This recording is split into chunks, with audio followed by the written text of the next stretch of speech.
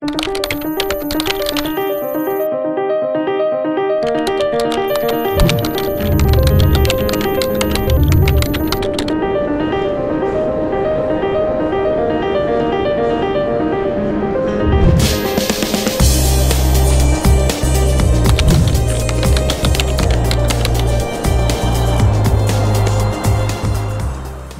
boa tarde a todos.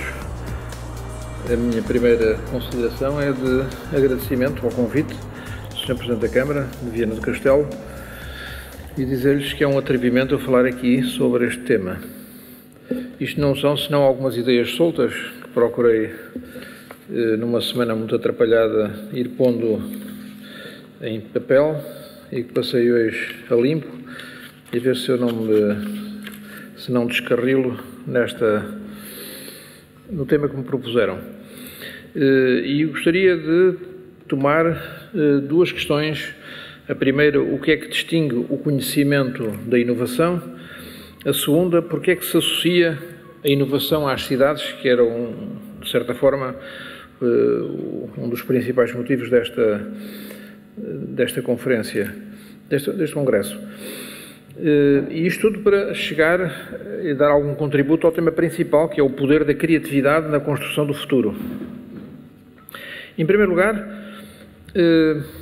a inovação é hoje entendida como uma matéria distinta do conhecimento. Não podemos confundir conhecimento com inovação. O conhecimento, como imaginarão, é o resultado de um esforço para reduzir o nível de ignorância de uma determinada comunidade. Mas é também um fator de progresso, na medida em que limita o nosso déficit de entendimento sobre o mundo que nos rodeia, seja ele o mundo físico, biológico, social ou até humano. São, de certa forma, os dois universos que nos rodeiam, desde o universo local até ao universo global onde existimos. Dizia que a inovação é um processo dinâmico, que parte justamente da base do conhecimento e procura que esse conhecimento seja útil e tenha valor prático e económico. A inovação visa transformar o conhecimento em riqueza e bem-estar para uma dada comunidade. Recordo aqui que um professor da Universidade do Porto me dizia um dia com muita justeza que a grande diferença entre a investigação e a inovação é que a investigação científica é transformar dinheiro em conhecimento. A inovação é o inverso, é pegar no conhecimento e transformá-lo em dinheiro. E isso que não é vergonha nenhuma, nós valorizarmos aquilo que adquirimos com conhecimento. Ora, durante séculos, a inovação era conseguida a partir de uma base empírica e experimental, mas não científica. Eu reportarei aquilo que vou dizer em estas ideias soltas em duas vivências recentes. Uma delas, que nos últimos 8 anos dei aulas aos alunos do primeiro ano da Faculdade de Engenharia, numa disciplina de Introdução à Engenharia. Introdução à Engenharia, passando uma retrospectiva sobre a evolução dos conceitos da engenharia civil, das cidades, como elas evoluíram no tempo. E eu trago para aqui algumas dessas ideias. Em segundo lugar, é da minha responsabilidade em Serrovos, que é um projeto de cultura contemporânea. A cultura contemporânea significa justamente procurar valorizar a inovação e a criatividade no domínio das manifestações artísticas. Mas dizia, portanto, que a inovação ao longo do tempo foi sendo o resultado de uma vivência de trabalho continuado, pelo qual os elementos novos iam sendo acrescentados às rotinas praticadas e transmitidas de pais para filhos. É muito interessante que nós hoje estamos habituados a uma fortíssima dinâmica de inovação. Todos os anos há coisas novas. Há produto do que foi adquirido com o conhecimento e lançado no mercado. Mas, se olharmos para o que acontecia há milhares de anos, quando o homem começou a organizar-se no planeta, o processo inovador era muito lento e às vezes demorava dezenas ou centenas de anos a disseminar-se na cultura ou nas culturas dos grandes rios. E dava aqui dois exemplos. Há 5.000 anos, na Antiguidade Clássica, as grandes inovações construtivas, por exemplo, levavam centenas de anos a ser difundidas. Há exemplos no domínio da construção, tais como a descoberta do arco, que parece uma evidência, para aumentar os vãos dos espaços construídos, não eram conhecidos, por exemplo, dos gregos. E quando foram introduzidos pela cultura romana, foi um enorme avanço na construção de pontes, na construção de edifícios, de templos. Isto para dizer que as inovações são, de facto, progressivas e, em alguns casos muito curiosos, por exemplo, em tudo aquilo que tem a ver com o domínio da água nas culturas iniciais, que eram no Mediterrâneo, climas relativamente secos, houve inovações no domínio da hidráulica fabulosas e também demoraram muito tempo a ter sucesso. Mas podíamos então dirigir-nos qual é o papel das cidades na criação de ambiente favorável à inovação, que foi provavelmente aquilo que foi discutido aqui também pelo que vi no programa. As cidades, desde os seus primórdios, afirmaram-se pela capacidade de desempenhar as chamadas funções urbanas, por serem espaços de relação virtuosa entre os que vivem neste tipo específico de aglomerado humano. A cultura da Mesopotâmia, por exemplo, é considerada o berço da civilização. E porquê? Porque a inovação desempenhava um papel fundamental na afirmação dessa forma de viver coletiva. Desenvolveram a escrita, inventaram o veículo de rodas, compilaram o primeiro código conhecido, o Código da Hammurabi. A necessidade desencadeia a produção organizada de alimentos, incrementa a função comercial. De certa forma, a inovação é que inventou a cidade, o conceito de cidade. Então apareciam as cidades com muralhas defensivas, com portas, com arruamentos, com praças, com casas alinhadas ao longo desses arruamentos, com lojas, enfim, tudo aquilo com quem a gente hoje convive quase de forma óbvia, mas isto foi sendo adquirido e foi experimentado pela primeira vez nessa civilização da Caldeia. As sociedades melhor organizadas valorizavam as cidades como locais de atração de bens com valor para a transação e troca. Assim se estrutura a função comercial urbana, que é uma das funções mais importantes na cidade. Simultaneamente, as grandes construções são adotadas como manifestações de poder. Heródoto, por exemplo, um grande historiador do século V a.C., afirmava que a Babilónia supera em esplendor qualquer cidade do mundo conhecido. Porventura havia outras civilizações de grandes rios no Oriente, na China, que tinham desenvolvimentos semelhantes, sem se conhecerem. Pois bem, com a evolução do tempo, o Império Romano, a sociedade torna-se mais complexa e mais organizada, daí ter tido êxito durante tantos séculos na bacia mediterrânica e que chegou até aqui à península. Mas a procura dos bens do espírito também se manifesta como símbolo de maior exigência social e cultural. Cada cidade dispõe de um padrão urbano rigorosamente definido. Era uma das características de Roma. O padrão de cidade era igual em Tongóbrega, ali no Mar Canaveses, que foi descoberto nos anos 80. Lá tínhamos justamente a mesma estrutura urbana, o Fórum Romano, por exemplo, o Fórum Romano. O Fórum Romano desempenhava uma função muito importantíssima na organização da cidade e na sua afirmação, porque tinha uma função central. Era o local de encontro, de relação social e cívica de cada pessoa com o seu semelhante.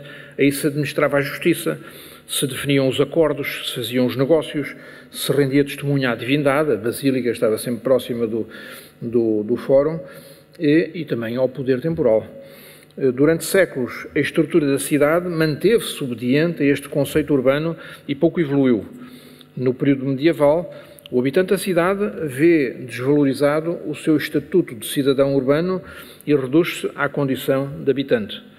Por razões de segurança, submete-se à autoridade feudal de um nobre e vive dentro de perímetros fortificados, aí por razões de segurança. E pagava tributo, por isso, naturalmente. Pois bem, esta evolução foi decorrendo e passa a ser, há um período muito importante na história da humanidade, onde a inovação vem de novo e marca a evolução da cidade e do cidadão na sua relação com ela, que é o período do Renascimento. O Renascimento pode-se dizer que é um retorno à valorização da razão da disciplina estilística e do regresso aos elementos culturais que foram fundadores da Antiguidade Clássica. Há quem diga que o Renascimento se caracteriza por três R's. O R de Roma, portanto, o regresso à cultura romana, o R da razão, por ter envolvido muito maior racionalidade em tudo o que se fazia, e o R da regularidade, para forçar, digamos, esta obediência, um formalismo muito rigoroso. Revisitam-se assim argumentos perdidos e há um novo interesse pelo homem como fator central no processo de transformação.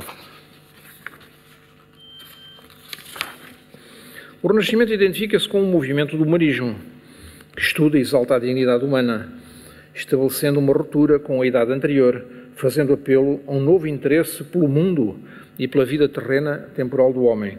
Trata-se de uma tentativa de libertar o homem de alguns vínculos de transcendência filosófica, mas também da conciliação do pensamento greco-latino com a doutrina cristã vista de uma forma diferente. Podemos dizer, se nos interrogarmos, qual é o principal contributo que Portugal dá para o período do Renascimento, embora um pouco mais tardiamente do que no norte de Itália, é justamente o período dos descobrimentos. Nós, com a atitude de descobrir o mundo e trazer à Europa realidades que eram dela desconhecidas, estamos justamente a ter a mesma atitude de desvendar o desconhecido. O que importa aqui referir é que a atitude fundamental do homem do Renascimento é a curiosidade, é o conhecimento pelos temas da relação entre o próprio homem e o mundo exterior. A razão inicia, ainda de uma forma incipiente, o processo do conhecimento científico, o interesse pelas ciências básicas. Os homens do Renascimento gostavam do latim, da geometria, da matemática, da astronomia, mas da filosofia natural e da lógica. Também beneficiaram da invenção da imprensa, porque permitiu divulgar textos clássicos que não eram duplicáveis, e esses textos sobre a arte e a técnica da construção, a valorização de todos esses conceitos foi muito difundida. E tudo isto se difundiu rapidamente por toda a Europa e fez caminho. Porém, foram necessários vários séculos até que a inovação resultasse da aplicação sistemática do conhecimento científico. Isto é um ponto importante. Nós hoje estamos habituados a que qualquer inovação, especialmente tecnológica, resulta da aplicação de conhecimentos científicos. Nessa altura não era assim.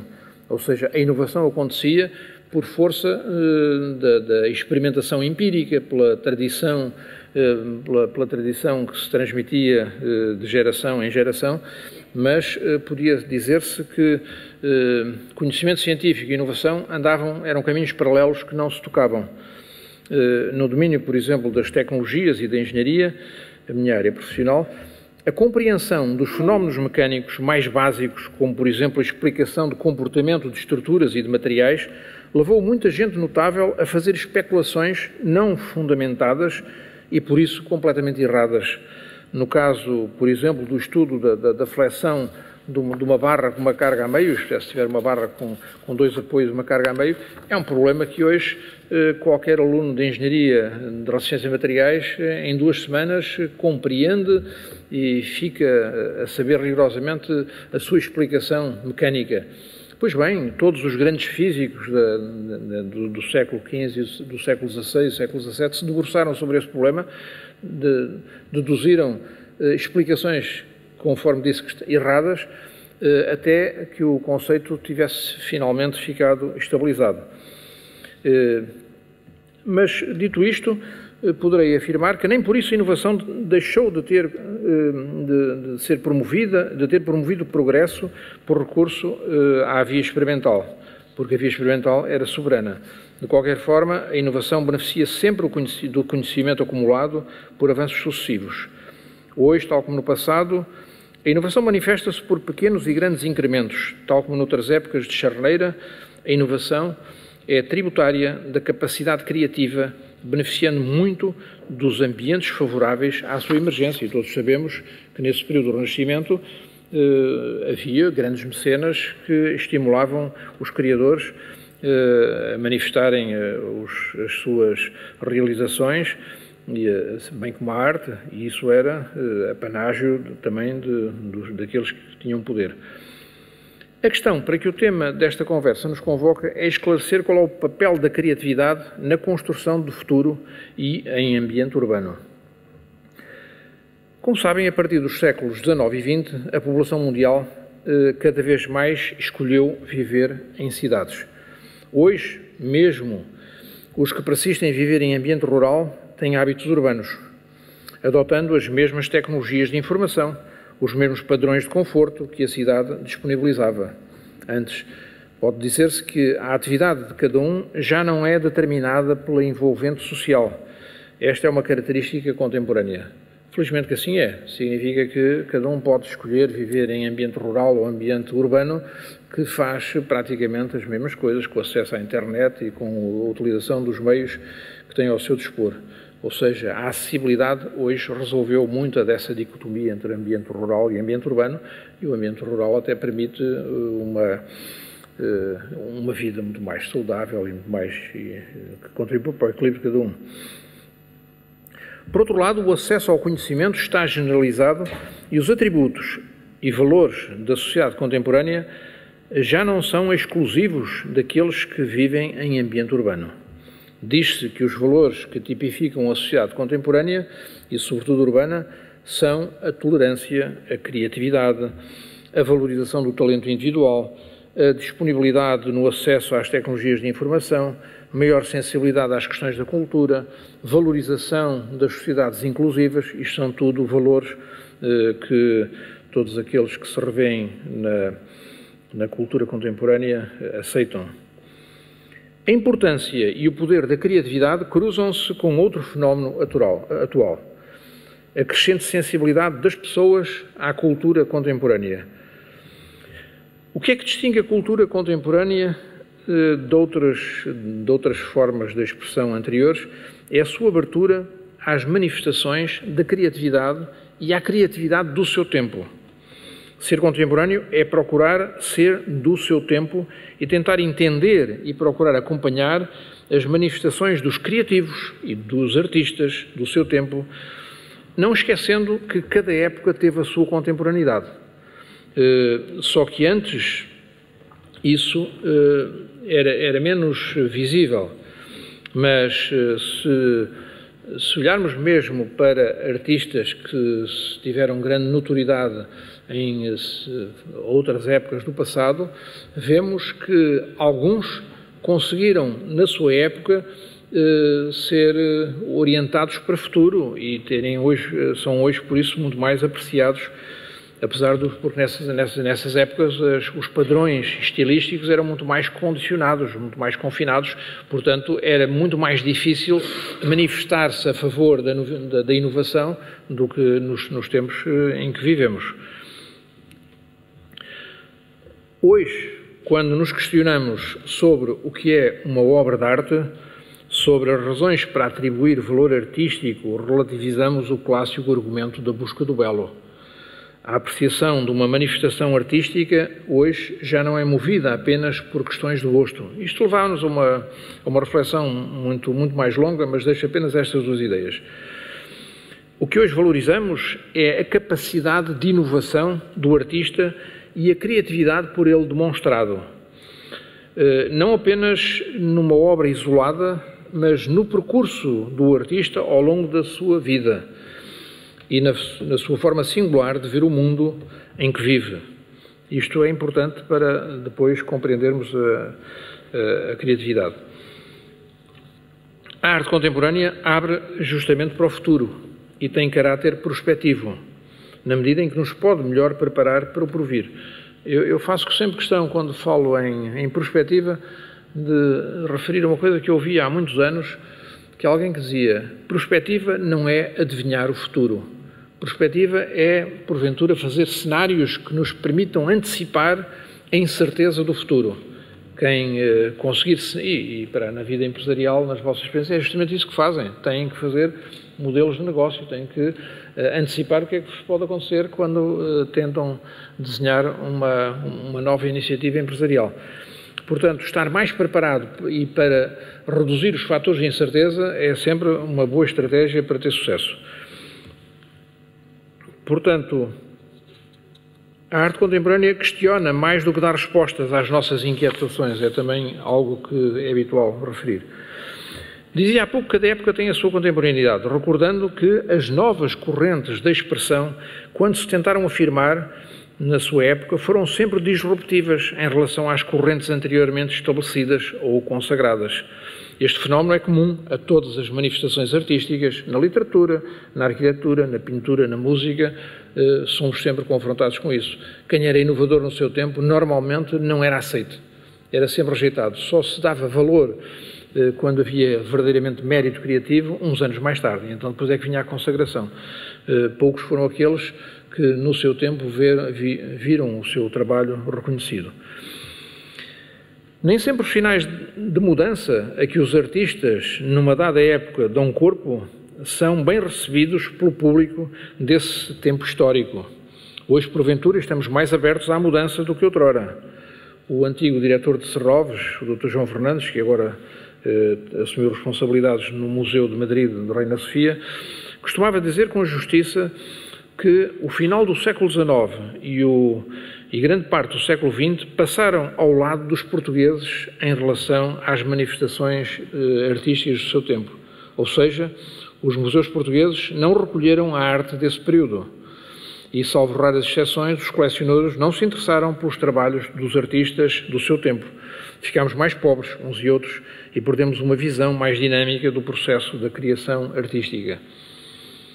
Nem sempre é fácil identificar na obra de um artista os sinais da sua criatividade e saber distinguir onde ele está a ser inovador. A análise da sua obra artística não pode ser feita a partir de um ato isolado. Reclama um esforço por entender o percurso do autor, as fases da sua experimentação, as distintas formas de expressão. A percepção dos traços mais evidentes da sua criatividade pode não ser imediata e intuitiva. Por vezes, é indispensável o recurso a um intermediador que nos facilita essa aproximação, que nos faz ver melhor e entender o gesto criativo. Eu, se falei muito na arte contemporânea e na criatividade artística, gostaria de afirmar que não é muito distinto do que acontece no processo criativo que remete para as experiências empresariais e para as indústrias criativas, se quiserem. O processo é muito semelhante e por isso é que vale a pena nós fazermos essa análise comparativa. Em relação à criatividade, é importante uma atitude de abertura, de disponibilidade, para sermos surpreendidos perante o que não estamos habituados a ver, ouvir ou a sentir. A arte contemporânea questiona-nos, confronta-nos, levanta-nos dúvidas e pode até chocar-nos. Reclama da nossa parte disposição para sermos persistentes e principalmente tolerantes, o que são virtudes também úteis para outras decisões que tenhamos de tomar nos tempos que correm. Também temos o direito de recusar ou de não aderir ao que nos é proposto. Muitas vezes a nossa adesão a uma dada obra de arte pode não ser só de natureza racional, porque também depende do estado de espírito de quem olha, podendo ser determinada por razões de natureza muito mais emocional. Foi o caso que referiu que a sua empresa de chocolate, que havia também uma razão emocional. Muitas vezes é importante quem toma uma decisão de fazer uma empresa e de dar curso a uma inovação empresarial, não perder a racionalidade e a frieza dos números, dos planos, mas tem que meter alguma componente emotiva para que o sucesso possa acontecer e principalmente possa surpreender os outros. Estas são características do nosso tempo, pondo em evidência a importância da descoberta de novos caminhos para a manifestação do espírito humano, o que reclama talento e criatividade. Gostaria de fazer esta afirmação que me parece importante. Está hoje demonstrado que a capacidade específica para a compreensão da expressão contemporânea é particularmente útil na formação para a liderança empresarial, tendo em conta os atributos que aquela ajuda a desenvolver nesta. Fomos confrontados em Serralves, aqui há uns anos, de alguém que, justamente na Dinamarca, propunha programas de formação em cultura contemporânea a quadros superiores nas escolas de administração, na MBA, porque achava que quanto melhor compreendesse as manifestações da cultura contemporânea, mais aptos estavam a desenvolver a gestão e a administração empresarial. Não sei se tenho ainda muito mais tempo, mas também não estou quase a acabar. Gostava de vos dar um testemunho pessoal. Há cerca de meia dúzia de anos, eu fui convidado pelo governo de então para presidir a uma comissão de acompanhamento de uma política pública que foi então desenvolvida, chamada Estratégia de Eficiência Coletiva. Essa estratégia de eficiência coletiva visava justamente criar clusters e polos tecnológicos. O que eram esses polos e esses clusters? Eram formas de concertar capacidade produtiva em setores críticos, em setores com grande capacidade de exportação, mas que, por vezes, tinham atores que não se entendiam, que não se aproximavam uns dos outros, que não exploravam complementaridades, que não olhavam para a inovação de uma forma conjunta que lhes pudesse acrescentar valor ao que faziam. E consideravam que esses setores podiam ser vitais para a economia nacional. E então houve candidaturas e formaram-se alguns desses polos e clusters em algumas áreas mais ou menos óbvias, como energia, como na área da engenharia de produção, das tecnologias de informação, da agroalimentar, que é o vosso caso, conhecem com certeza, e nessa altura Serralves também se organizou para propor um cluster na área das indústrias criativas. Em que é que isso consistia? Enfim, na agroalimentar é fácil, todos aqueles que estão no setor da agroalimentar sabem justamente com o que é que lidam e qual é o mercado e como é que o mercado reage aos produtos que oferece. Portanto, podemos dizer que, apesar da variedade dos produtos agroalimentares, há alguma homogeneidade de comportamento. Nas indústrias criativas já não é bem assim, porque há criadores individuais, há agentes de arquitetura, há pessoas ligadas às artes visuais, às artes gráficas. Portanto, a tipologia é muito diversificada e encontrar denominadores comuns para todas essas formas de estar na vida empresarial é um bocadinho mais difícil. Mas o que Serralves fez foi justamente elaborar um estudo sobre o potencial de um cluster das indústrias criativas. Na altura também fez a experiência de criar uma incubadora de indústrias criativas, mas, sobretudo, promoveu aquilo que também aconteceu nos outros polos e clusters, que foi uma associação de todas as empresas que se reviam, de certa forma, na vantagem de terem reuniões periódicas, criarem uma plataforma comum que salvaguardasse os segredos de cada uma, mas que lhes facilitasse formas de atuarem de maneira concertada no exterior. Portanto, é fácil de adivinhar que uma feira para um mercado específico, se forem todos em conjunto, podem ter muito mais êxito do que ir cada um isoladamente. E também faz sentido fazer essas investidas em mercados potenciais de uma maneira muito objetiva e concertada em segmentos de produção de âmbito mais restrito e não ir de forma horizontal vender sapatos com vinho do Porto ou com produtos metalomecânicos. E depois disso, inclusivamente, aí foi então criada uma Agência Nacional das Indústrias Criativas que procura compreender, juntar os criadores e todos aqueles que estão nas indústrias criativas para terem disso vantagem. Propusemos em Serralves uma empresa importante, a Unicer, que connosco criasse um Prémio Nacional das Indústrias Criativas, e alguns dos vossos projetos, sugiro, sinceramente, que concorram, porque tenho visto lá projetos serem considerados provavelmente com menos interesse que o vosso. Os vossos poderiam ter essa vantagem. E nesse processo de concurso, inclusivamente, os concorrentes com mais mérito têm algum apoio na revisão dos seus planos de negócios, na forma de encararem o mercado e penso com vantagem para todos. Isto faz sentido? Naturalmente que faz. Faz sentido que se juntem todos aqueles que se revêem no denominador comum das indústrias criativas. Não é fácil, por causa, conforme disse, da variedade dos promotores e da tipologia da criatividade envolvida. Mas, no entanto, é importante na medida em que cria sensibilidade no ambiente, o que eles chamam uma ecologia criativa, devem ter falado hoje nisso também aqui, e no acolhimento urbano destas iniciativas. Portanto, isto são tudo algumas ideias que vale a pena continuarem a ser debatidas e se me permitem um comentário, eu acho que quando há uma boa iniciativa em matéria de política pública, não deve ser descontinuada rapidamente sem ser devidamente avaliada, porque às vezes quando mudam os ventos políticos, mudam as ideias em relação à política pública e todos aqueles que acreditaram no mérito e na virtude de uma determinada política pública ficam um pouco desazados quando elas entram em período de descontinuidade. Bem, eu vou terminar. Estamos numa situação crítica da nossa vida coletiva. Dizem-nos que os períodos de crise são também momentos de oportunidade.